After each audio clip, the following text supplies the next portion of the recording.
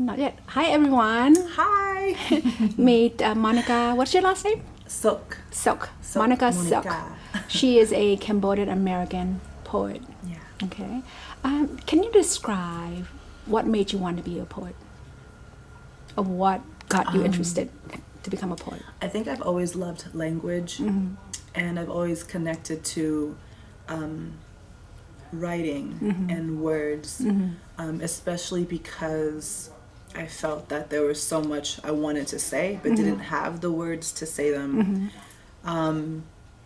I started writing poetry when I was a student in Washington, D.C. And when I was in school and growing up as well in Lancaster, Pennsylvania, I didn't ever really see myself reflected in literature, in movies, in TV, in my surroundings, in the town I lived in, or even in my studies, you know. So I felt like, well, I want to write those stories. You know, as Toni Morrison said, if you want to read a book that, you know, if there's a book you want to read and it hasn't been written yet, then you have to be the one to write it. And at the time when I became a poet, I didn't think about writing books or anything, but I knew that I loved language and I loved being able to communicate and relate to people in this way. And I just, I think that I had been studying to become like a foreign service officer, something international relations. And then I just realized that I didn't see myself there either.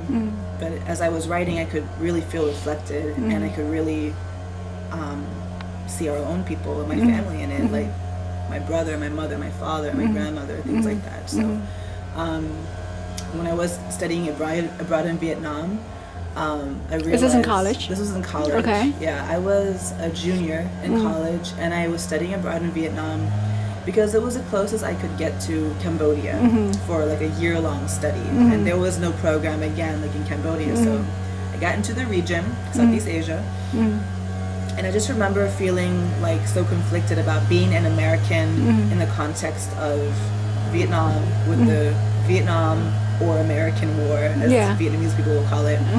And then I remember also feeling like, oh, well, I'm Khmer, and I know that Vietnamese people and Khmer people have a very deep history, and that there's a lot of tension there sometimes, historical tension. And so, like, I think that trying to understand my identity and my histories, the various histories that encompass me and has shaped me today, that also pushed me towards poetry. So history is a really huge influence on my poetry, on my identity, or on the way that I see the world and engage with other people and communities. But it was a really incredible thing, because also in Vietnam, freedom of speech, you know, that was the first time I was living in a country that where people were being persecuted for making art, and for many other reasons, you know. And I just remember thinking about my own privilege as an American too, in writing and in being able to speak my truth. And it just really changed me, you know. It just really kind of, that trip and my time also in Cambodia during my time in Vietnam. I went to Cambodia, I went to Laos, and I think that all of that really motivated me to pursue poetry, because it was something that I really loved back then, but I was also afraid to pursue it. But it just kept calling me. So why were you afraid? Why were you afraid? I was afraid because in this world, you can't really like be a poet and live at the same time. You have to, and it's also like, it's something foreign to my family. Like, it's something that my family, they didn't understand.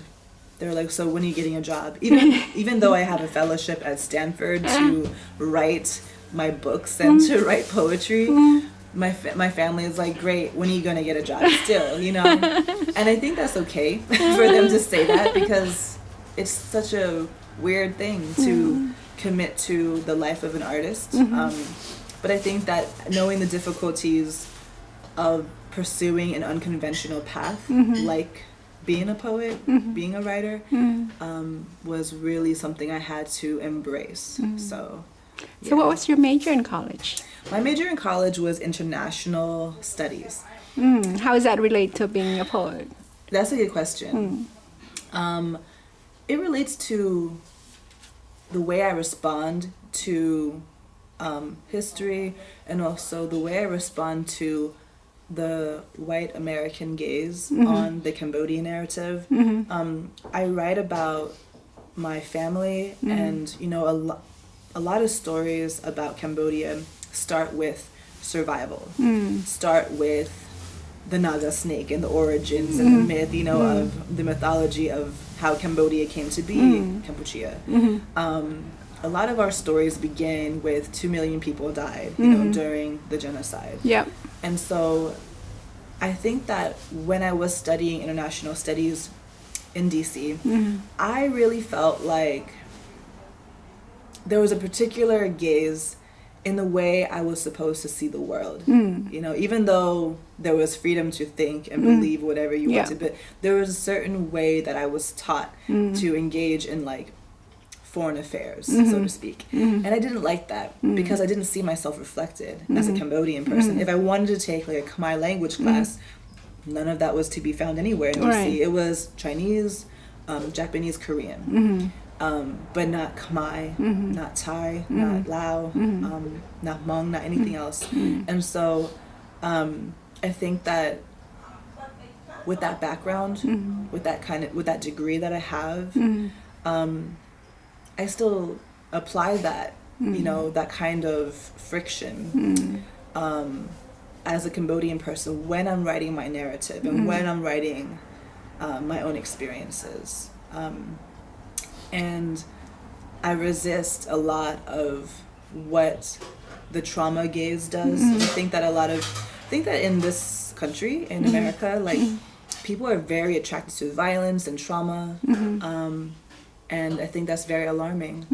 And even when I'm at my workshop at Stanford, when I share my poems with my classmates and they give me feedback, I have to resist their erasure. And I have to keep on insisting on the Cambodian body, the Cambodian narrative, the Cambodian history, Cambodian love and tenderness. Like I have to really insist on our people's stories. And our stories are many, so I'm just one of many. Right. And so I think that international studies has shaped me in the way I respond by like kind of protecting the narrative and defending it against like a colonizer's perspective or like a white gaze or a trauma gaze. Because I think that when you're writing a story about, Cambodian people, or if you have, if you're writing your own stories and you are a Cambodian person, like there's a way to make that narrative full and not to just be made into, like a story around pain and sadness. Like there's so much more than that too, even though we can't deny that. Right. But I think that like I don't know, just like my American education has made me like angry about the way that we can be reduced, and I don't like that. Yeah. So what happened after graduating with your international studies? I did not find a job. That's what happened after. But actually, I think that I struggled a lot. I had 2 jobs that were like service industry jobs after college in DC, and I was paying rent, and the only way I could really live and eat and all of that was if I worked these jobs, but I didn't really get a chance to pursue a job that was like worthy of my degree. And I think that it's a struggle, I think that it's a very big struggle. Like I didn't have anyone guiding me, and again I didn't see anybody like Cambodian necessarily working in the government, or if maybe I don't know, I feel like I was too young to even consider working in the government. Like I think it's really scary how sometimes education systems in this country kind of breed people to work in certain spaces, and so I just kind of kept my yearning for poetry, and then I just remember that I went to I had applied, like I had a poetry teacher who encouraged me to apply to an MFA program. What is that? MFA program is Masters in the Fine Arts program in like creative writing. So that's the degree I was going to apply for. And I just remember like there was so much that happened after college that I didn't have guidance. I didn't know what I was going to do. I just knew that I needed to pay rent and live and start paying my loans and still just feeling like a little bit lost, you know, but wanting to have a life outside of my hometown in Pennsylvania, wanting to pursue a life in a more metropolitan area. It was such a new thing for me because I came from like Lancaster, which is like farmlands, Amish country, like produce being sold at the farms themselves. And then I got to DC and I could take the metro and I could actually like get around and be part of a city in a more urban kind of environment. But now these days I'm like, no, I love New York City. I hate DC, or I don't hate it, but it's like I love New York City, or I love Oakland, and I love San Francisco. So I had to really grow and expand my understanding of where I fit in and what I needed from certain environments.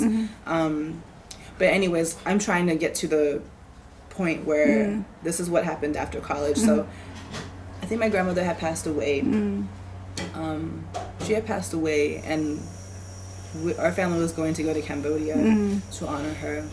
And I remember thinking, well, maybe I'll just go to Cambodia, you know, and maybe I can just teach there and just kind of like have this chance to actually live in Cambodia and do work there.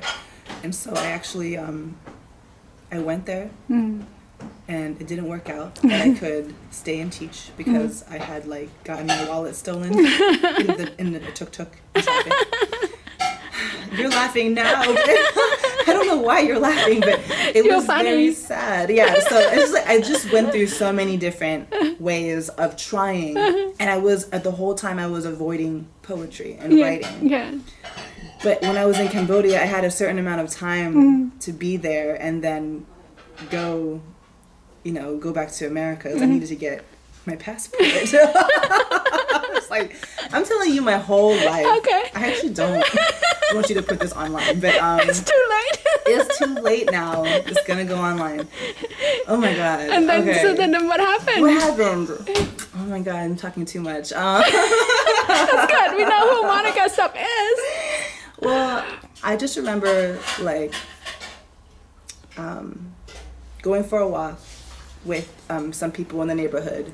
In Cambodia? Yeah, in Cambodia, like where my cousin lived. Just went for a walk with her neighbors, and they were like, oh, let's take her to like a really the nice part. And it was so weird because, my teacher had been encouraging me to apply to NYU for my program, for my MFA. And they took me to the nice part of Cambodia. I don't know which village it was. It was a long time ago, but it was close to Psa Turumpung. So I have no idea what that is. Russian market. Okay. Psa Turumpung, yeah. So that area had streets named after like New York. It was New York Avenue. Oh. Or and it was very it was trying to be trendy in a very probably really gentrified way. And so I took that as a sign, and I needed to apply to NYU and to actually be serious about it because I wasn't feeling serious about it, So then I just so I applied and asked for letters of recommendation very last minute. And I remember buying these internet cards so I could have Wi-Fi at my cousin's house in Prey Ang, and then I could actually do work. This is another cousin's house, by the way, not close to Psa Turumpung. So very I stayed in many houses during this time, visiting family. But yeah, I actually got a chance to apply. Then I got into this program, and then I was able to, move to New York City after working, saving money to live in the city. And yeah, that's a very roundabout answer to what happened after college. I'm like, what did happen after college? So much happened. So much happened. I failed so many times, though. Oh, no. But failure is a good thing. Yeah. Yeah. So after NYU, what happened? After NYU, what happened? You're These are here. very general questions. After NYU, I think what happened was I also struggled again. You know, I think it's really, I never wanted to. At that point, you know, I loved poetry so much. I also felt like every moment I had an opportunity to write poetry, I never could take it for granted because I never knew if I would be able to continue writing. And I always like tried my best to savor the moments in which I could write. And it was still a struggle even as I was trying to savor those moments. Because I think it's hard to live in an expensive city. Yeah. And to try to Live your dream. to live my dream, Yeah. and to not be distracted, Yeah. you know, because there's so much happening and there's so much calling to you, right? But I think that, yeah, I struggled again, and I tried to work and save up money for rent, and then like, I remember having a job interview at a startup to become an executive assistant. And I just remember like in that interview, the boss, this man asked a question about what I like to read. And the startup was around like more vanity stuff, like influencer stuff. And I said, well, I named a whole bunch of poetry books that I like to read. I said, I love reading Yusuf Kumayaka. I love reading Sharon Olds. I really love, you know, this and that poet. And then he said, so all you want to do is just, you know, have this job and write poetry after. And he seemed to put down my passion. So I remember answering to him honestly, like, well, I need this job because I know that I can't sustain myself with poetry alone. And it's true in a capitalist society, like, you need to survive. But then they offered me the job, and it was like a decent salary, you know, for an executive assistant in New York City, like in Manhattan. And I waited to answer until like the last minute. And I just said, thanks, but no, you know, no thank you. Because I knew that it would kill my soul if I decided to go to that job. And I just didn't see myself writing poetry again. So I had applied for grants and I had applied for artist residencies. And I was very lucky to get a few grants to help me pay the rent. And then I got a few grants to, you know, a few years later, but also that same year, I was able to secure a grant that helped me live and not worry about income things. So so I could actually just focus on the writing, focus on my book. And so then fellowships, you know, I applied to fellowships and I got some as well. And throughout all of my experiences, it was all a struggle. You know, it was all like trying to navigate the institution as a woman of color.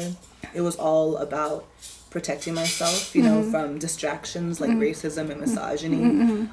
It was really difficult, you know, to thrive sometimes. So but I did it. What happened to you, to all your writings? All of my writing during that time? Yeah. I mean, I would write these things and I would submit them to journals and try to get them published, and I faced a lot of rejections. And I also got some acceptances. Okay, you know? okay. And I think that through all of it, like, I just kept pushing forward. And I had a community of writers too who would encourage me, and I also had, you know, very good writer friends too who also encouraged me to keep growing and to keep going, you know. And I mean, I think that, yeah, now that I'm talking to you about my story, like currently I am living in Oakland and I am at another fellowship at Stanford, the Stegner Fellowship, and you know, even now it's like I still face different struggles, you know, and I think that those struggles never fade away. They just like you just get better at dealing with them. You get better at creating boundaries, and you get better at like actually using your time to pursue your dreams. And it's still a work in progress, all of these things, but yeah, I'm really excited to tell you all of these things because I'm proud of myself. You know, I am. And I've come a long way, and it was not without struggle. You know? So what struggle do you foresee going forward? Oh my God. Why do you have such good questions? Well, if I want to be a poet, I want to make sure how much struggle I'm expecting, right? Everyone's different though. Yeah, that's true. I'm sure there are poets who are so comfortable. They can live their lives in a meadow and they can just hang out in the grass How could they do that? How could they do that? They might have familial wealth already. Oh, okay. There are some. I'm sure there are some people who are like, I'm gonna go on vacation and write poems. But I'm sure there are poets like me, and most of those poets I know who are like, I need to save up for something so I can try to make space for the writing and possibly continue this book. And I think that's also like why I can feel so grateful, because I do have time and space to write. But the struggles I foresee in the future are probably the same struggles I've foreseen back then, when I was starting out as a writer who was learning to commit to her craft. Now I'm committed to my craft. And the struggles I foresee in the future are racism, misogyny, like these things will not go away. Sometimes I feel like I've been honing my truth telling a lot more these days. Like I'm able to speak my truth comfortably, even when people are not comfortable by the truth I speak. And it's always done with grace. It's always done in a way that is not necessarily angry.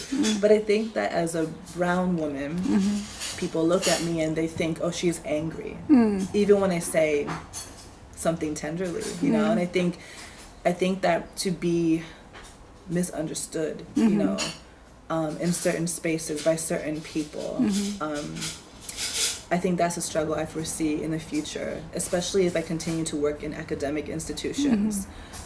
It might be a struggle to feel comfortable with myself as a person of diaspora. If I ever want to work in Cambodia, if I ever want to transliterate poetry, there will always be a struggle.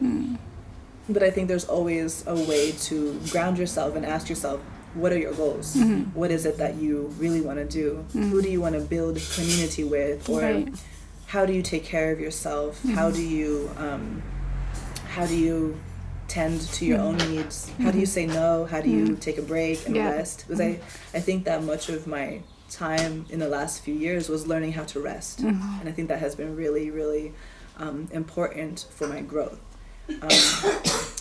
And I don't know what else. I'm sure there's a lot of struggles, but I do have dreams of writing lots of books. You're gonna read us a poem, right? I will read you a poem. Yeah, I can do that. Yeah.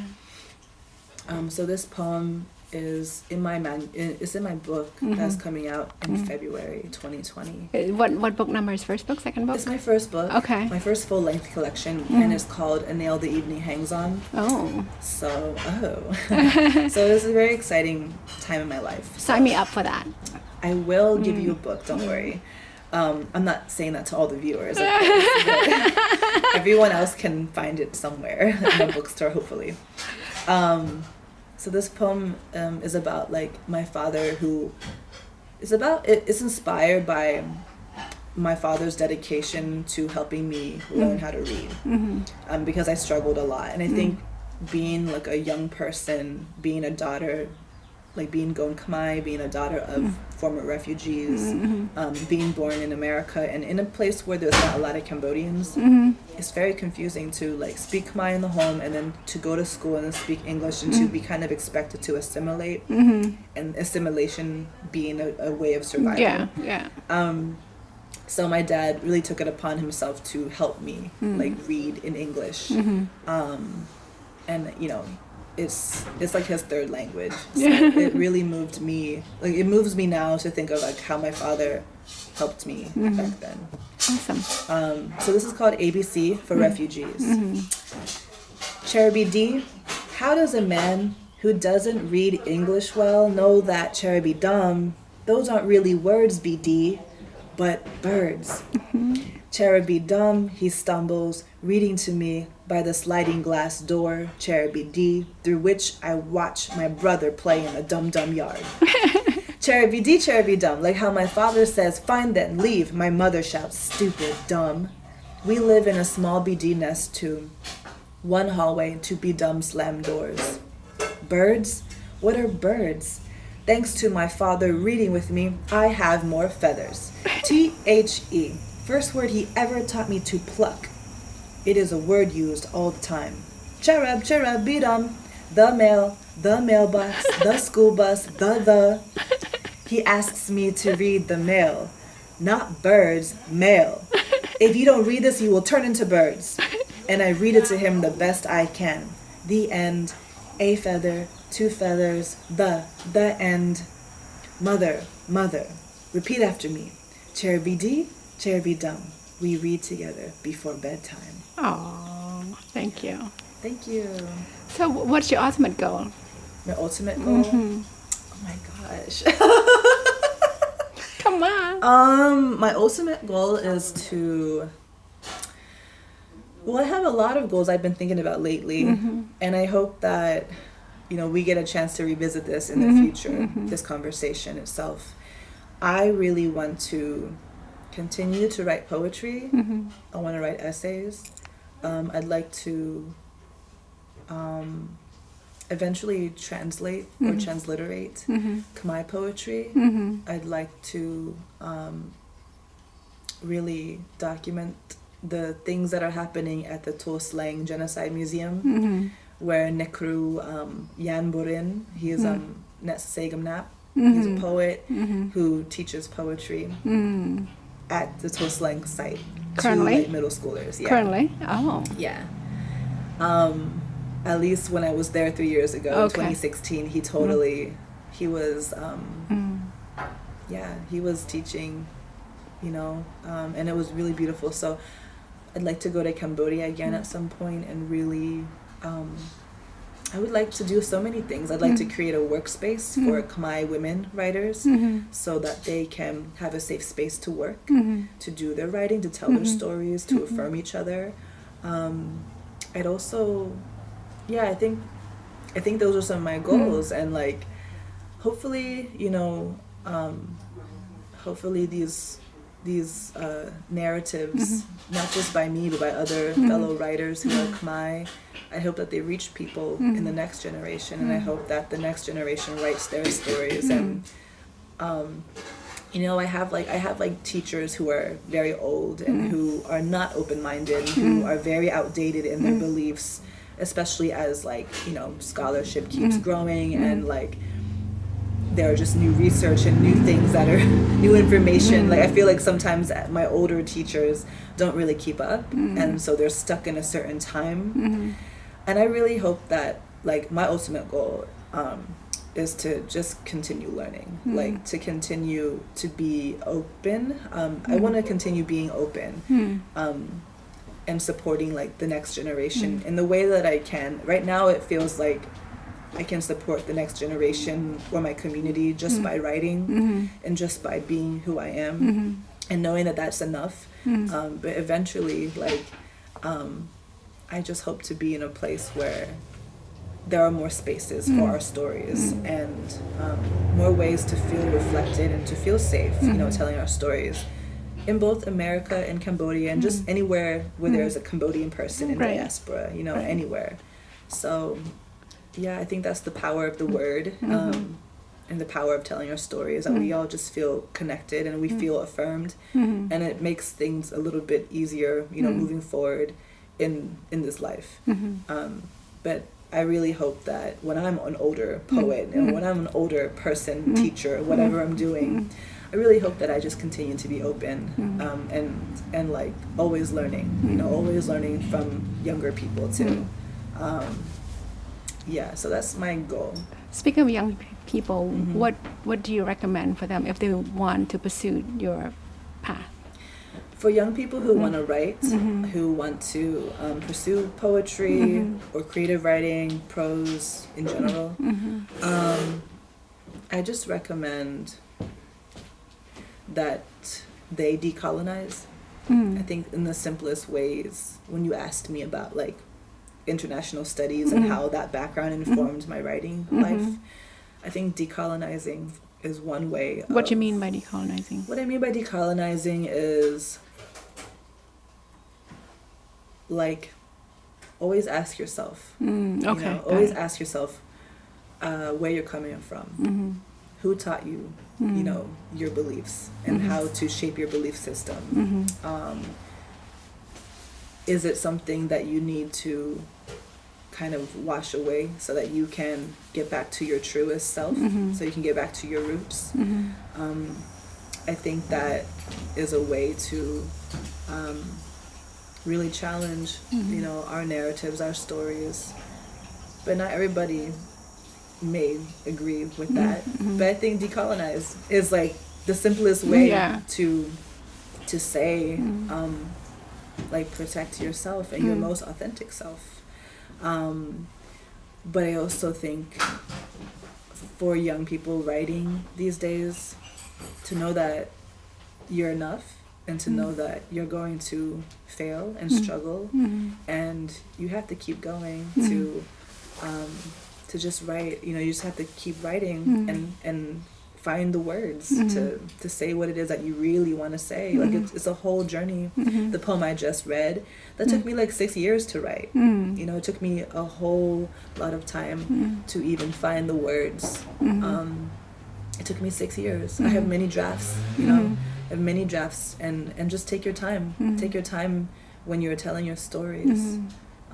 There's no right way to pursue writing, but there are many questions that you'll run into, and so you have to really learn how to be honest with yourself and just go through the journey. That's really it. What about financial responsibility? Sometimes you're gonna have to, you know, get a job and write when you can. Some people write for 15 minutes a day, and sometimes and they just go to their job. Okay. And I think that you know, you definitely have to support yourself, so that your mind is like taken care of, so that your body is taken care of. Writing can really happen like in solitude, but you might need to also like go have fun, and like you will have to have fun. You will have to go be in community with other people. You will have to continue, you know, like being part of your family, being part of your friendships, or you know, changing. Like, it's just like there's a whole bunch of things I could say.